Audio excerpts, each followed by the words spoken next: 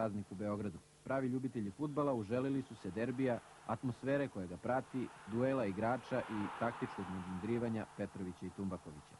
Poslednji derbi odigran je u novembru na stadionu Crvene zvezde, crveno-beli su u sjajnoj utakmici pobedili 3:2.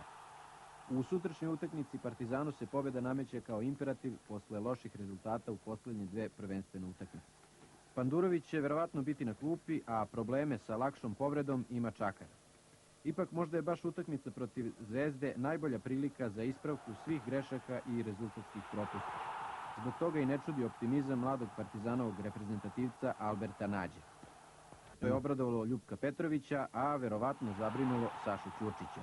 Svi zvezdini prvotimci su spremni, ko će igrati zavisi pre svega od izbora taktike. U javnosti se čuje ocena da su Partizanu neophodna 2 boda, a da je Zvezdi dovoljan 1. Kao da svi zaboravljaju sjajne Novosađane, koji bi upravo remijem u derbiju bili najzadovoljniji.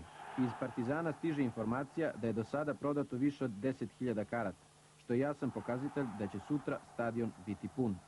Dakle, subota, 17 časova, novi i uvek veliki fudbalski derbi Partizan Crvena zvezda. Dođite!